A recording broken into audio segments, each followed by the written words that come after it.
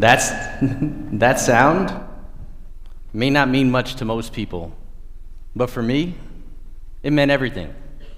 It was the sound of peace. It was a distinctly different sound from battlefields past. It wasn't an awkward conversation in the therapist's office, but standing there on a fairway surrounded by others who understood what it was like to carry an invisible weight, I found the place where I belong. After 20 years in the military, I know how to lead, how to serve, how to survive, but what I didn't know how to do was heal. I realized healing doesn't happen alone. It happens in community. It happens where you least expect it. And that's where golf found me. Or maybe that's where God used golf to slow me down just enough to hear myself and others. Because healing doesn't happen under fluorescent lights or behind a doctor's door. Sometimes it happens under the open sky. One swing, one breath, one conversation at a time. And you know what? It wasn't just me. Others walked these fairways beside me. Veterans, spouses, children, all looking for a way to feel whole again. What started out as a few veterans walking side by side, some with borrowed clubs, had turned into something bigger, a movement that was reshaping the way we think about healing, connection, and hope itself. That was the start of Range Fore Hope Foundation, where golf was more than recreation. It was restoration. It became a bridge, a tool, a way back home. Healing doesn't always sound like healing. Sometimes it's laughter echoing across a fairway.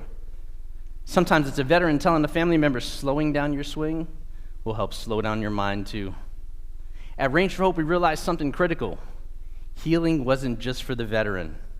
It was for the spouse, for the children, for the support system that walks side by side with them daily. It's for the people who finally get to hear somebody say, hey, we're still here for you.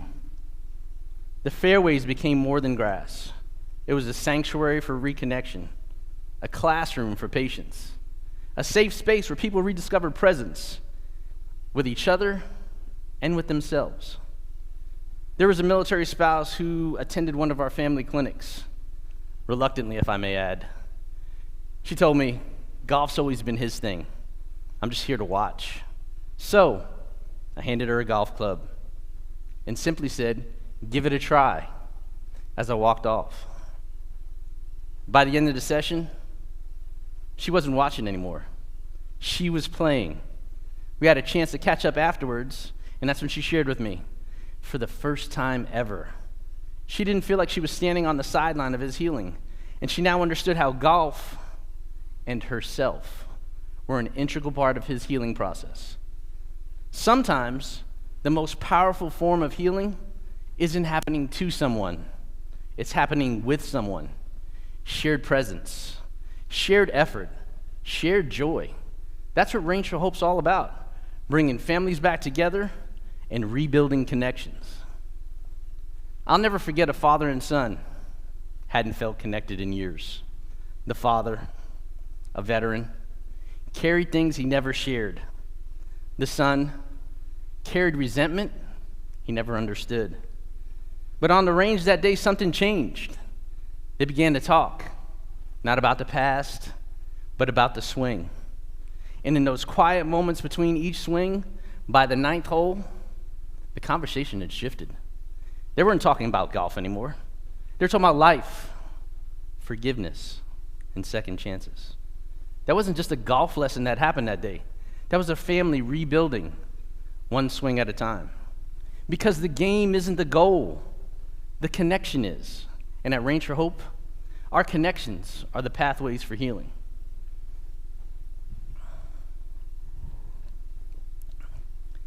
In golf, when your shot veers off course, you yell one word. Four. It's not just a warning.